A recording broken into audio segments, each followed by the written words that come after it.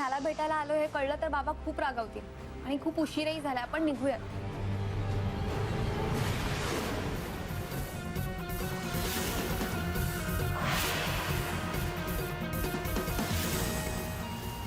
हे दागिने तुझे आहेत? मला नाही माहित हे कसे आले घरात. मला खरंच नाही माहित. केतकी साहिल बरोबर पळून जाणार आहे हे तुला माहित होतं? हो, आणि तिला पळून जाण्यासाठी मदत म्हणून मी माझा बुरखा सुद्धा तिला दिला होता. मैं सलमा, मैं कब आई तुम्हारे पास? कब मैंने मदद मांगी तुमसे? या नव्हत्या आल्या त्या दिवशी देवळात. मेरे शौहर शनिचर रात को देर से घर लौटे. वो मुझे बता रहे थे कि एक औरत बुर्खा पहने हमारे घर के सामने खड़ी थी. काय?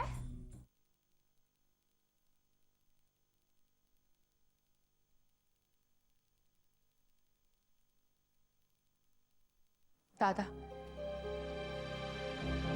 Thank you so much. तुम्ही ऑल द बेस्ट दिला आणि म्हणून मी अस्मिता, मला कशाला क्रेडिट देतेस? दिशा सापडली आहे ना, मग त्याच दिशेने कामाला सुरुवात करा. आईना सांगून मगच जाईन मी बाहेर.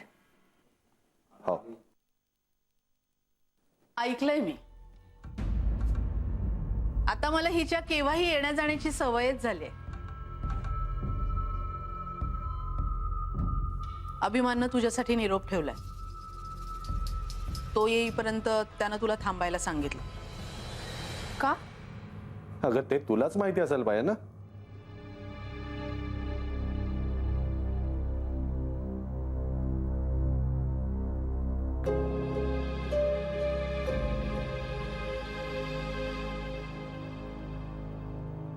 फोन का कट करतोय?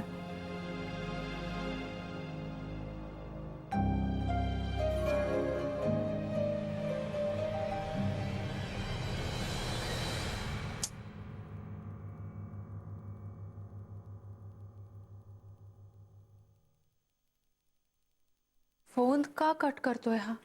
कारण मी आलोय. अभि ही बॅग तुझीच आहे. आई आणि आजीला सोडायला गेलो होतो तेव्हा ही आणली. आईने काही पाठवलंय? नाही, आईने काही नाही पाठवलं. मीच आणले तुझ्यासाठी. तुझे काही ड्रेस आहे यात बघ. ड्रेस? अरे बोहारणीला द्यायचे ड्रेस इकडे का घेऊन आलास? इथे कशाला पसारा?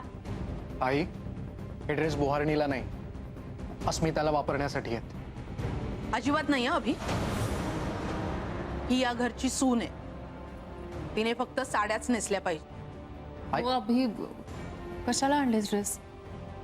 परवा माझ्यासोबत बाईकवर बसताना किती त्रास झाला होता. कामाच्या वेळी ड्रेस वापरत जा. ते काहीही असेल पण मी याला परवानगी देणार नाही. आणि मुळात यांना हे अजिबात आवडणार नाही. हॅलो, मी परवानगी दिली आहे. अभि बोललाय माझ्याशी. म्हणजे तुमची परवानगी आहे? हो. मग झालंच. मला कोण विचारतं इथे? आई, वैदू पण ड्रेस घालते. हे बघ, तिचं अजून लग्न झालेलं नाहीये. ही या घराची सून आहे. आणि तुम्हीच घराचे नियम स्वतःच का मोडताय? मोडत नाहीये, अमेंड करतोय. बदलत्या काळाप्रमाणे आणि सिच्युएशन प्रमाणे कायद्यातही बदल घडत असतो. अस्मिता या घरची सून आहे, पण ती जेव्हा काम करते तेव्हा ती एक डिटेक्टिव्ह असते. तिचं काम धावपळीचं असतं. साडीमुळे गैरसोय होऊ शकते, म्हणून मी परवानगी दिली आहे. थँक्यू दादा. नाही, थँक्यू वगैरे ठीक आहे, पण घरात हिने साड्याच नेसल्या पाहिजे. आई, आई मी घरात शक्यतोवर साड्याच नेसेन. आणि घरी काही फंक्शन असेल किंवा कुणी पाहुणे आले असतील तर मग तर नक्कीच साडी नसेल. हो ग बाई, तुला जे करायचंय ते कर. इथे कोण काय बोलणार आहे तुला? आणि येतंय माझ्या लक्षात सगळं. हे सगळं तुम्ही ठरवूनच केलंय, हो ना?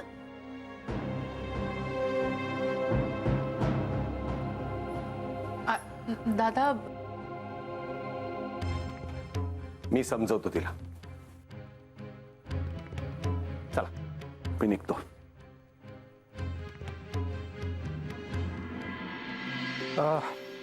वेल, चांगल्या कामात उशीर कशाला. यातनं एक ड्रेस सिलेक्ट कर, घालून जा. म्हणजे तुला पटत असेल तर.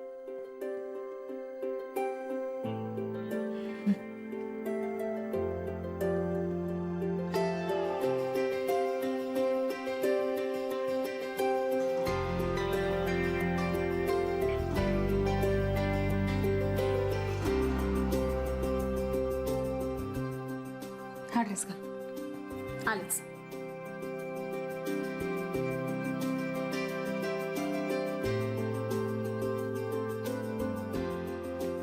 माझा आवडता ड्रेस मी न सांगता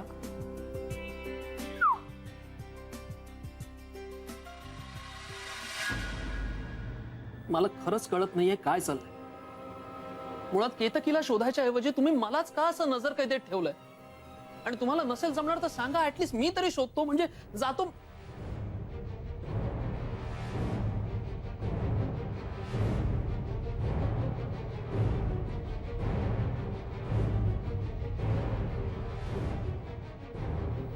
आता फ्रेश व्हायला पण नको जाऊ का? थँक्यू. Okay okay okay. दाजी, एक मिनिट. सगळेच पुरावे याच्या विरोधात असले तरी एक गोष्ट याने खरी सांगितलेली असण्याची शक्यता आहे. शनिवारी रात्री सलमाच्या घराजवळ सलमा नव्हती. बुरखाधारी वेगळी स्त्री होती. सिड त्या बाईचा शोध घेतोय. ती बाई जर सापडली तर तू खरं बोलतोस हे सिद्ध होईल. पण जर नाही सापडली तर नाही, अशी वेळच येणार नाही. कारण ती बाई खरंच होती तिथे. काय बोलली होती तुझ्याशी? एकदा सांगितलं मी तुम्हाला. नाही, पुन्हा सांग. रादर लिहून द्या आम्हाला. प्रत्येक शब्द ज्या पद्धतीने ती बोलली होती सगळं लिहून द्या. ओके.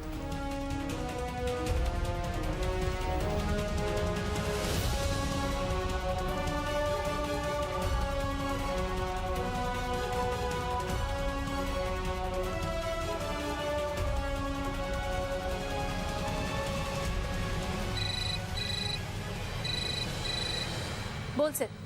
मॅडम, सलमाच्या नवऱ्याने खूप इंटरेस्टिंग माहिती दिली. त्या बाईच्या बुरख्यावरती जरी काम केलं होतं आणि लेस सुद्धा लावली होती. एक मिनिट. हा बोल सेट. हा, ती रिक्षा स्वतःहून तिने बोलवली किंवा थांबवली नव्हती. तो रिक्षावाला आपणहून तिच्या समोर आला होता.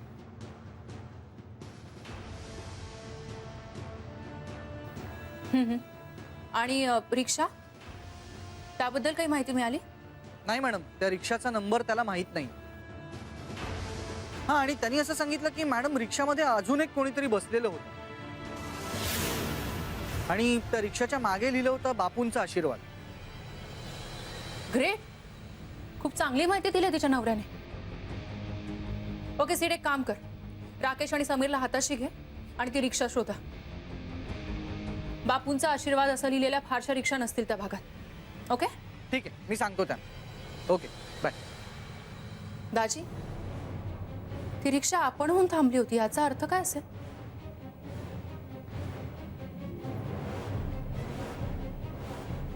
याचा प्लॅन की हे घ्या मॅडम. ती बाई जे बोलली आणि जसं बोलली तसंच्या तसं लिहिलंय. प्लीज बिलीव्ह मी. त्या मुलीने जरी काम केलेलं आणि लेसवाला बुरखाच घातला होता.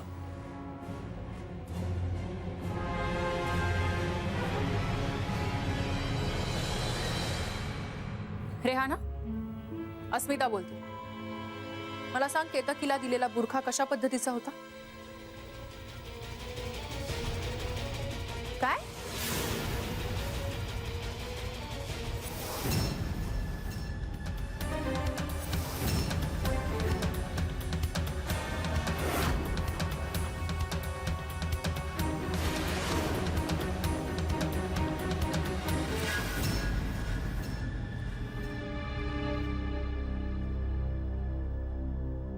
मॅडम, एक शॉकिंग न्यूज समजली. रमा 2 घास खाऊन घे, नाहीतर पुन्हा चक्कर येईल तुला.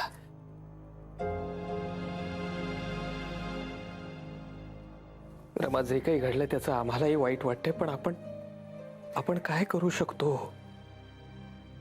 पण केतकी का सापडत नाही अजून? सापडेल. अस्मिता मॅडम शोधतायत ना तिला. तू 2 घास खाऊन घे. वेदा, आई घे. खाऊन घे ना प्लीज.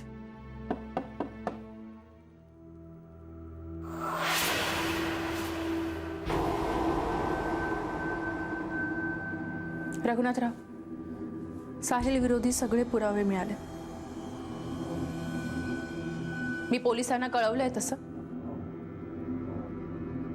पण सॉरी, केतकीच्या बाबतीत एक वाईट बातमी आहे.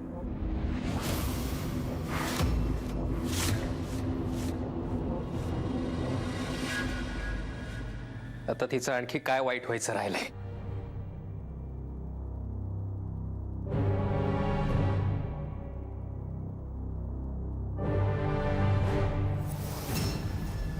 एक तासाभरापूर्वी मुंबई पुणा हायवेवर खोपोली फाट्याजवळ एका पळत जाणाऱ्या मुलीला भरधाव ट्रकने उडवलंय.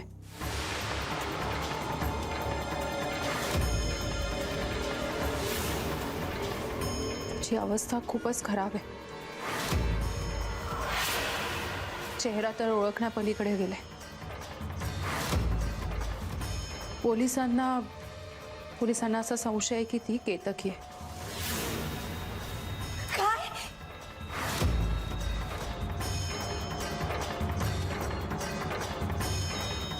केतकी? पण ती केतकी कशी असेल? ती तर साहिलकडे गेली ना. कदाचित असं झालं असेल की साहिलच्या तावडीतून सुटून ती पळत असेल आणि त्याच वेळी हा अपघात झाला असेल. तुम्हाला खोपोली पोलीस स्टेशनला बोलावलंय तिची ओळख पटवण्यासाठी. हे बघ, मी जाऊन येतो, तो यायला नको. बघ रमा, ती आपली केतकी असणार नाहीये. मला खात्री आहे ती आपली केतकी असणार नाही. मी आलो.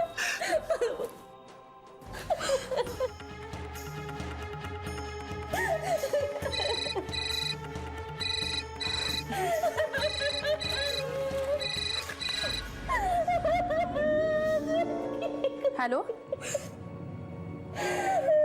काय?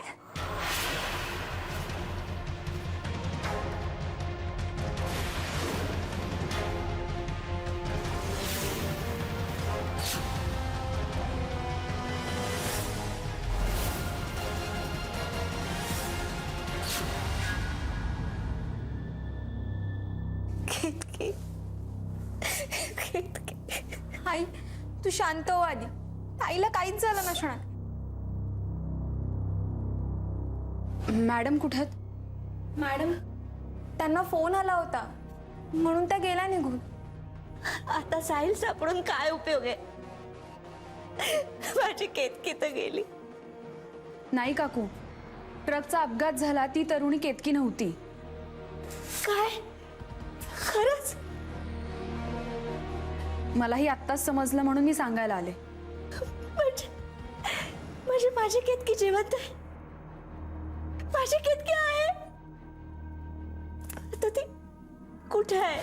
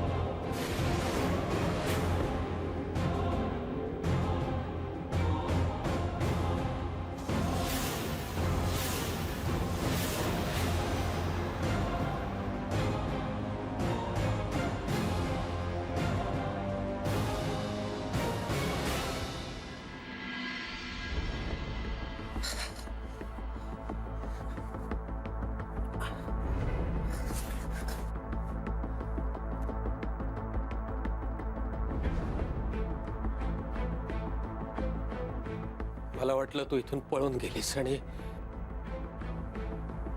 काय नाही, काय नाही. केतकी कुठे आहे हे लवकरच कळेल.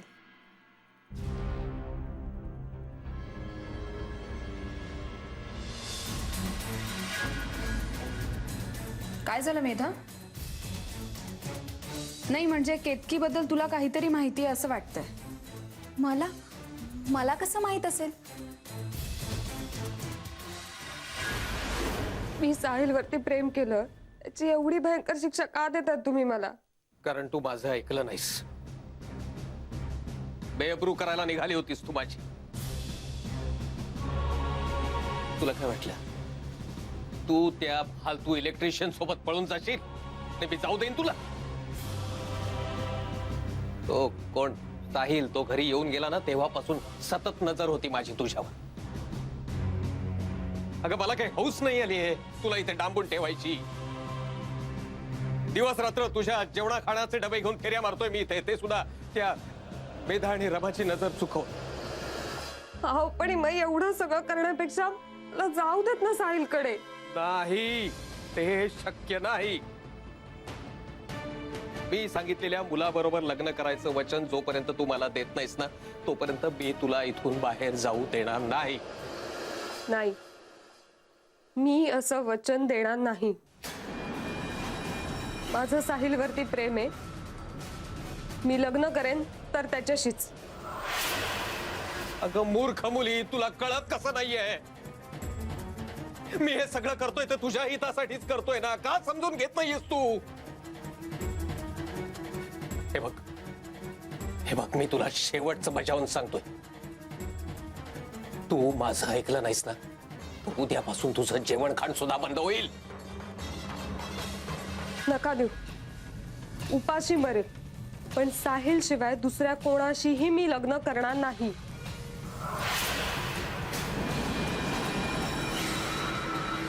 हो? मरायची हौस आली तुला? हा? हौस आली तुला मरायची? अभि, आज पहिल्यांदाच अस्मिता मला एखाद्या केसच्या बाबतीत गोंधळलेली दिसली. फार काळजी वाटते मला तिची.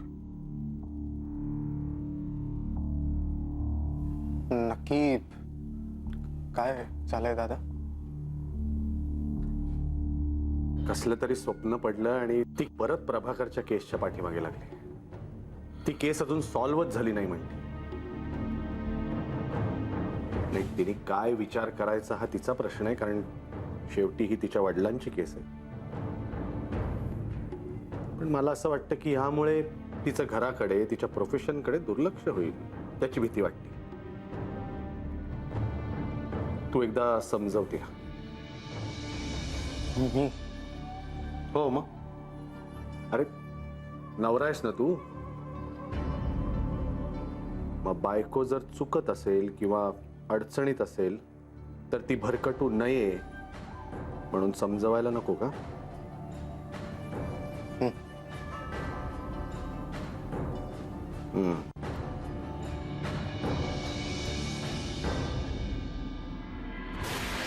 ह्याला का आणला इथे?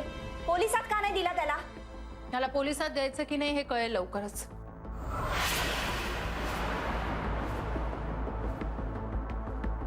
या केसने तुम्हालाच नाही तर मलाही पुरतं गोंधळात टाकलंय. आणि त्याचं सगळ्यात महत्वाचं कारण म्हणजे साहिलला भेटलेली ती बुरखा घातलेली स्त्री. ती केतकी नव्हती तर मग आणखीन कोण होती? आणि नेमकी त्याच वेळी ती तिथे कशी पोहोचली? त्या बाईची भाषा सुद्धा जरा वेगळी होती. नाही म्हणजे तिने उर्दू बोलण्याचा खूप प्रयत्न केला पण मध्येच ती ईश्वर कृपा असे काही मराठी शब्दही बोलली. तर ती जर खरोखर मुसलमान असती तर तिने खुदा मेहरबानी असे शब्द वापरले असते, बरोबर? आज केतकीची जी काही अवस्था आहे ती फक्त त्या बुरखाधारी स्त्रीमुळे. पण तुम्ही काळजी करू नका. केतकीला ऍक्सिडेंट झाल्यानंतर रघुनाथराव कुठे जातात हे पाहण्यासाठी मी मुद्दाम तुम्हाला खोटं तसं सांगितलं होतं. काय? पण तुम्हाला जास्त त्रास होऊ नये म्हणून मी लगेच मनालीला केतकीचा ऍक्सिडेंट झाला नाही हे सांगायलाही पाठवलं. आणि रघुनाथ काका कुठे जातात यावर आम्ही लक्ष ठेवून होतो. पण ते जिथे गेले ते पाहिल्यावर मलाही आश्चर्यच वाटलं. कारण ते पोलीस स्टेशनला गेलेच नाही, वेगळ्याच दिशेने गेले. ते त्यांना थांबवायला हवं,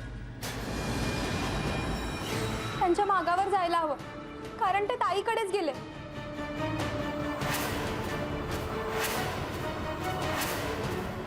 हे सगळं तुला कसं माहिती मेधा?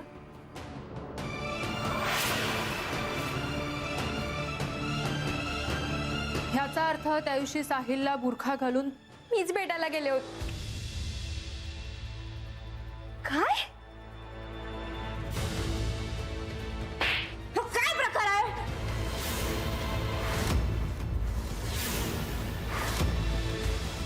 सांग ना केतकी कुठे आहे? अगं स्वतःच्या बहिणीच्या जीवावर उठलीस का तू? काकू शांत व्हा, शांत व्हा, तू बोल ना. शांत व्हा. मला माझ्या पद्धतीने बोलू दे हिच्याशी. मी काहीच केलं नाहीये ग. मला बाबांनी सांगितलं होतं हे सगळं करायला.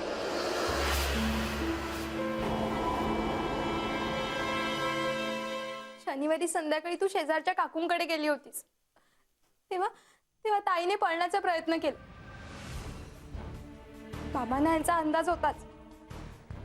बाबांनी तिला अडवलं आणि तिच्याकडचा बुरखा मला दिला. त्यांनी मला साहिलला भेटायला सांगितलं आणि तिथे जाऊन काय बोलायचं ना हेही त्यांनीच मला सांगितलं. अवनी हॉटेलच्या मागे सलमा नावाची बाई राहते, हे त्यांना आधीपासूनच माहित होतं ग. खोटं बोलतेस तू. अगं ते तर इथे केतकीची काळजी करत होते, रडत होते आणि ते केतकीला शोधायला बाहेर गेले होते. त्या रात्री ते केतकीला शोधायला बाहेर पडले नव्हते. ते सलमाच्या घराबाहेरून मेधाला पिकअप करायला गेले होते रिक्षा घेऊन. त्या रिक्षावाल्यानेच तसं सांगितलंय आम्हाला. ते असं का करताय? त्यांनी केतकीला कुठे ठेवलंय? मला काहीच नाही माहिती ग. बाबा मला म्हणाले मी जसं सांगतो तसं तू नाही ना वागलीस तर मी केतकीला सोडणार नाही आणि स्वतःचंही काहीतरी बरं वाईट करून घे, म्हणूनच मी असं वागले ग.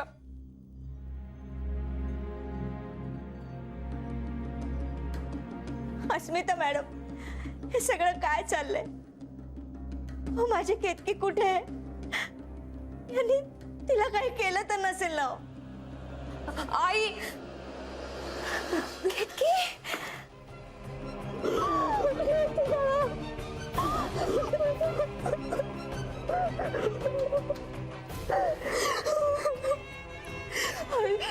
बाबांनीच मला त्या रूम मध्ये बंद करून ठेवलं होतं. माझी माणसं त्यांच्यावर पाळत ठेवून होतीच. आम्ही तिथे पोहोचलो, त्यांचा पाठलाग केला आणि केतकीला सोडवून आणलं.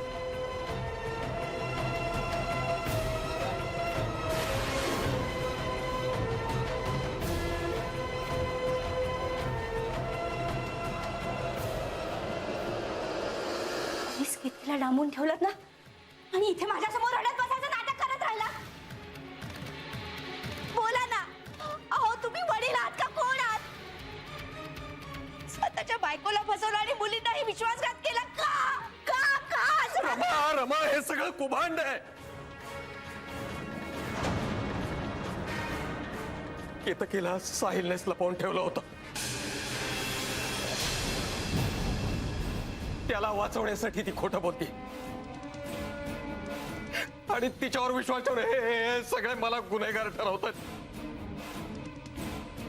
कारण तुझी शपथ रमा, विश्वास ठेव माझ्यावर. बाबा, आईची खोटी शपथ घेऊ नका.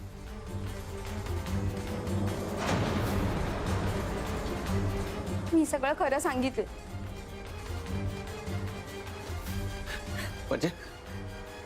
म्हणजे तू सुद्धा उलटलीस? खोटं नाटक सांगितलंस या मॅडम ना? बाबा का खोटं बोलताय? आता तरी खरं सांगा.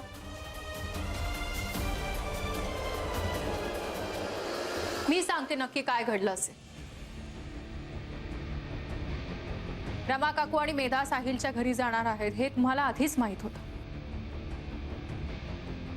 आणि तुमचं काम झाल्यावर मग तुम्ही मला फोन केला.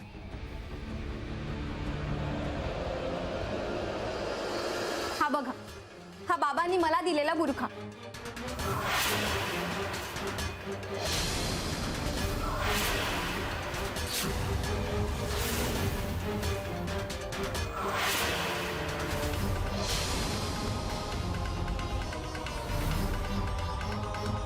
आईची शपथ घालून आणि स्वतःच्या जीवाची भीती दाखवून बाबांनी मला ताईचे दागिने साहिलच्या घरात लपवायला सांगितले.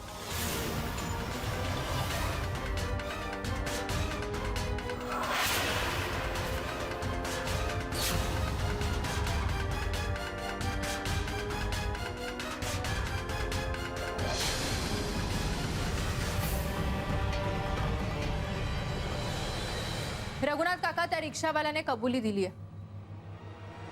तो जर समोर आला ना तर तुम्हाला नक्की ओळखेल. आणखीन एक, रेहानाने केतकीला फक्त बुरखा दिलेला नव्हता. हो, तिने मला लग्नाची भेट म्हणून चांदीचे पैंजण पण दिले होते. आणि तेव्हा मी ते संध्याकाळी पळून जाताना दागिन्यांच्या पिशवीमध्येच ठेवले होते.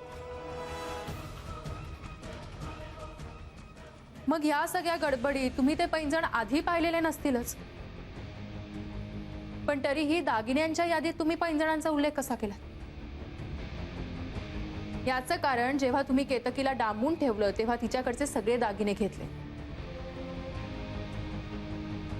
आणि मेधाला दिले साहिलच्या घरी लपवण्यासाठी. पण अजाणतेपणी तुम्ही पैंजणांचा उल्लेख केला.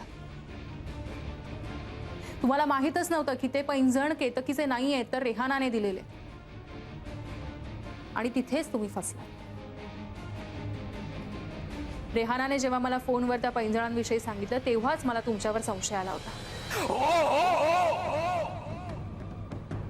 मीच केलंय सगळं.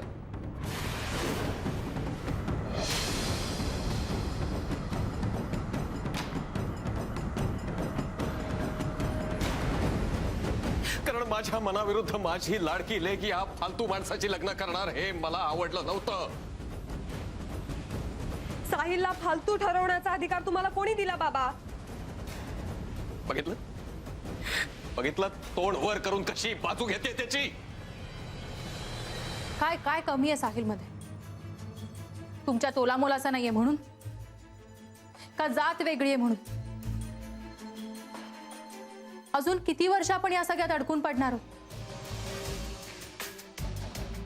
मुलगा स्वाभिमानी आहे, स्वतः कमवतोय, आपल्या मुलीवर प्रेम करतोय, तिला व्यवस्थित सांभाळायला एवढं पुरेसं नाहीये का तुमच्यासाठी?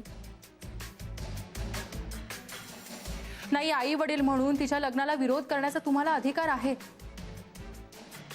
पण म्हणून त्यांचं आयुष्य बर्बाद करण्याचा अधिकार नाहीये तुम्हाला. केतकी तुमची मुलगी आहे, तुमची मालमत्ता नाहीये ती. तुम्ही केतकीला डांबून ठेवलं, घरातल्या इतरांना मेंटली टॉर्चर केलं का? स्वतःचा इगो जपण्यासाठी. सॉरी रघुनाथ काका, पण अगदी स्वतःच्या फॅमिलीला टॉर्चर करणं हा सुद्धा कायद्याने गुन्हाच आहे. आता तुम्हाला कायद्याने शिक्षा द्यायची की नाही हे तुमचं कुटुंबच ठरवेल.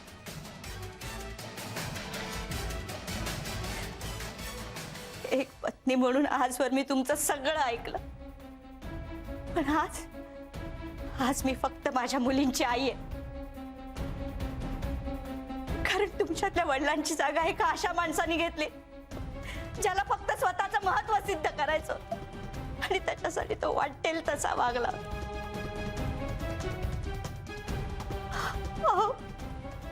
तुम्ही स्वतःच्या मुलीच्या जीवावर उठलात, तुम्हाला काहीच कसं वाटलं नाही. मी तुम्हाला कधीच माफ नाही करत.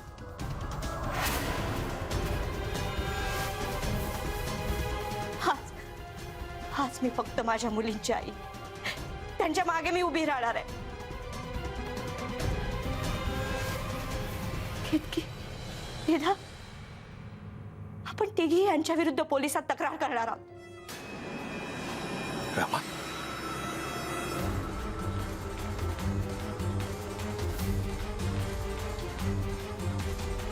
रमा काय बोलतेस तू हे? माझं केतकीवर प्रेम नाही असं म्हणायचंय तुला?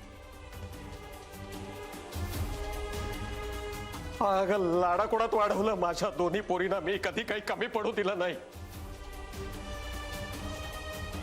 मग माझ्या काळजाचा तुकडा असा दुसऱ्याच्या हातात देताना ते हात देखील तेवढे सक्षम आहेत की नाही हे मी पाहायला नको?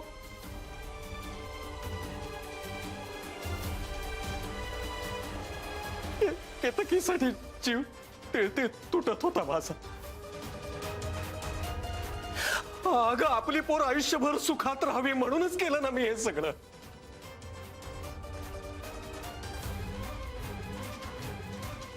मान्य आहे मला की माझा मार्ग चुकला,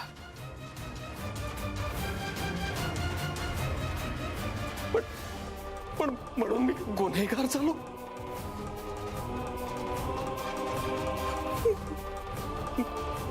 माझं चुकलंय रमा, पण मला एक वर क्षमा कर. ते शक्य नाही. अहो, त्या प्रेमासाठी तुम्ही पोरीच्या जीवावर उठला होतात. आई, मला कळतंय की मला इथे असं बोलायचा अधिकार नाहीये, पण तरी मला वाटतं की तुम्ही बाबांना असं पोलिसात देऊ नये.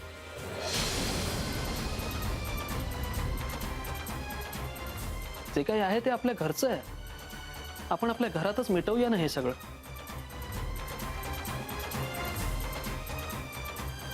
बाबा जे काही वागले ते अतिप्रेमापोटी वागले आणि त्यांना पश्चाताप झालाय त्या गोष्टीचा. शिवाय मला आणि केतकीला तुम्हा दोघांचेही आशीर्वाद हवेत.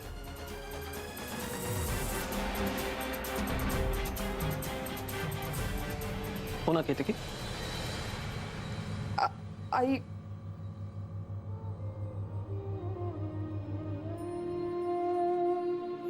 पाहिलं रघुनाथ काका, संस्कार हे असे दिसून येतात. त्यासाठी जातपात महत्वाची नसते हो.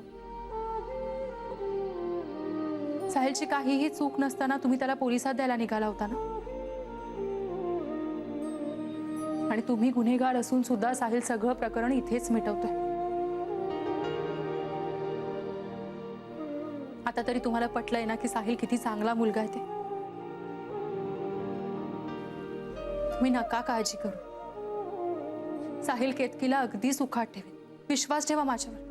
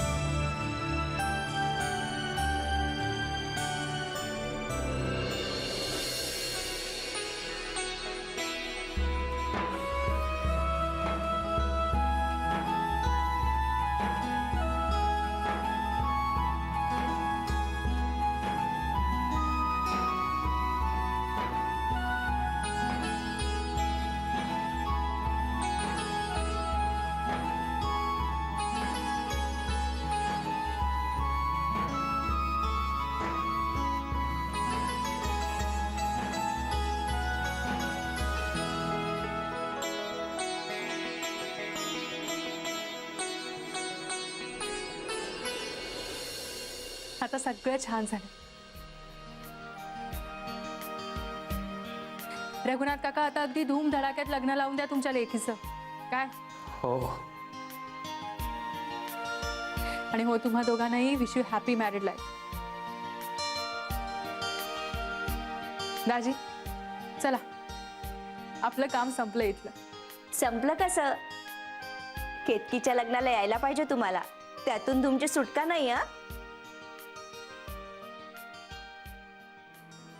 येऊ नक्की. येतो.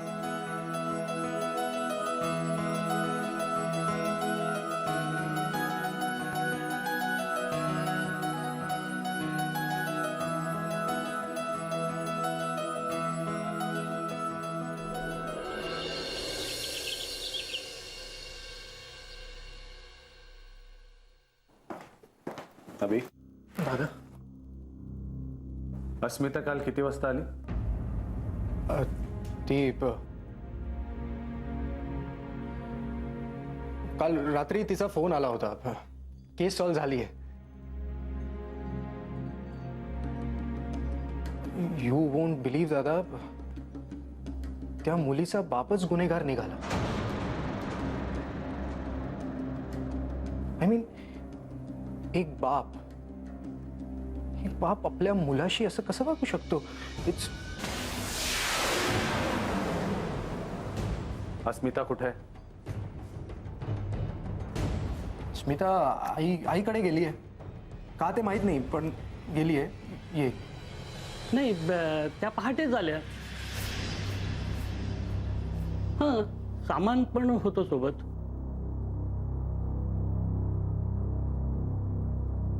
बेडरूम मध्ये का नाही आली? तुम्हाला डिस्टर्ब होऊ नये म्हणून स्टडीतच थांबल्या. बघ अभि, मी सांगितलं होतं ना तुला, डोक्यात काहीतरी भलत्याच गोष्टी सुरू आहेत तिच्या.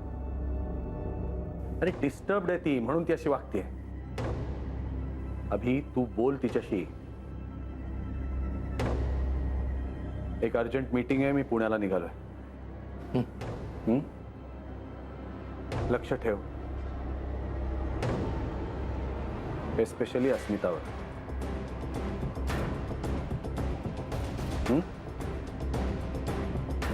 येतो मी.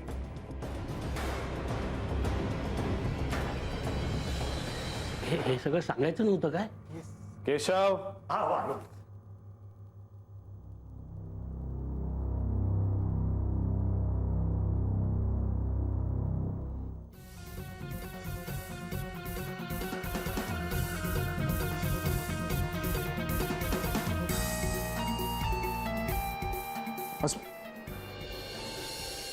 व्हॉट इज दिस अस्मिता?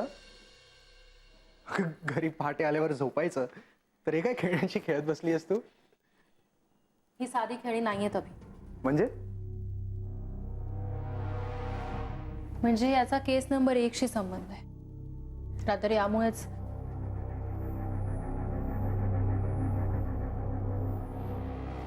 यामुळेच काय?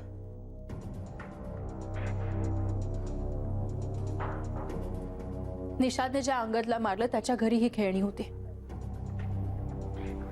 ही जीप दिसते ना, ही बाबांची जीप आहे. यावर बाबांच्या जीपचा नंबर आहे. तिचा अपघात करण्यात आला. आणि हा टेम्पो ज्याने अपघात केला, बाबांच्या जीपवरचा नंबर जसाच्या तसा आहे.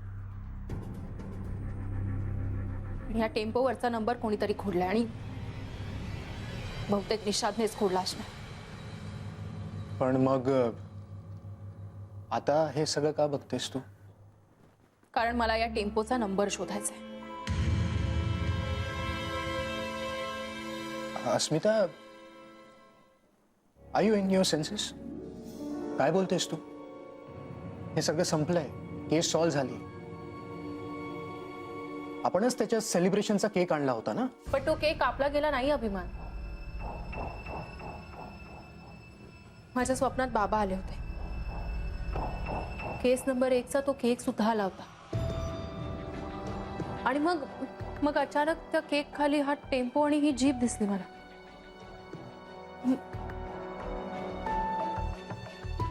स्मिता, तू स्वप्न एवढं सिरियसली घेतेस? नाही म्हणजे तूच कुठल्या तरी केसच्या वेळी म्हणाली होतीस, कसे आत्मे वगैरे आले असते तर बाबाच आले नसते का माझ्या स्वप्नात, म्हणाली होतीस. मी तेच म्हणते अभिमान, मला माझ्या बाबांचा आत्मा भेटायला नव्हता आला. मला माझ्या आठवणीतले बाबा भेटायला आले होते.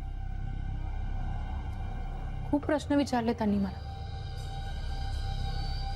मला म्हणाले, खरंच तू ही केस जिंकलीस?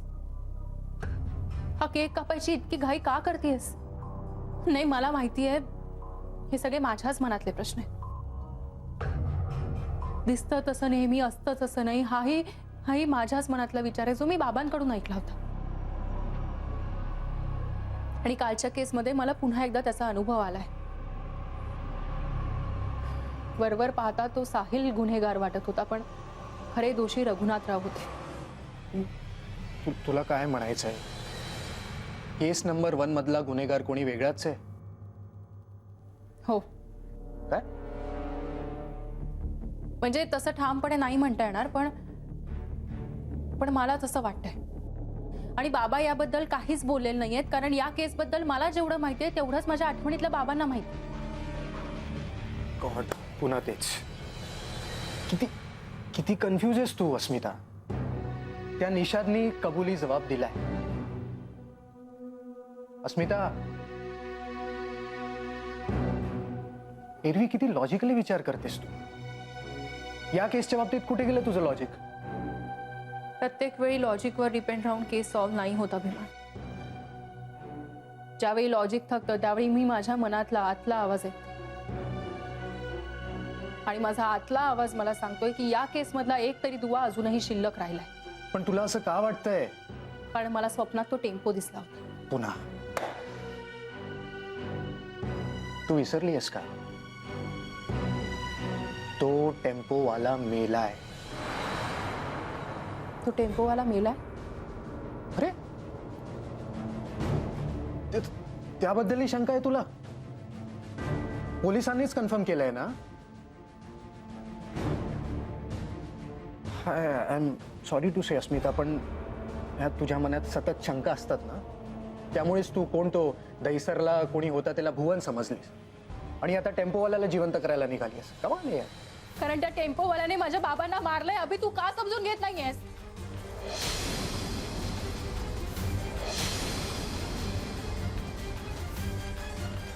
तुला खरंच असं वाटतंय मी तुला समजून घेत नाही?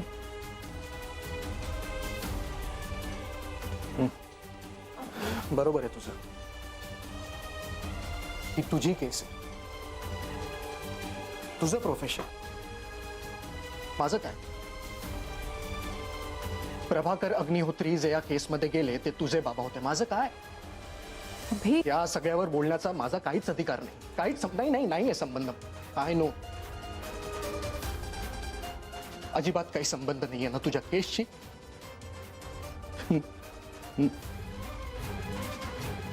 ना तुझ्याशी. अभि,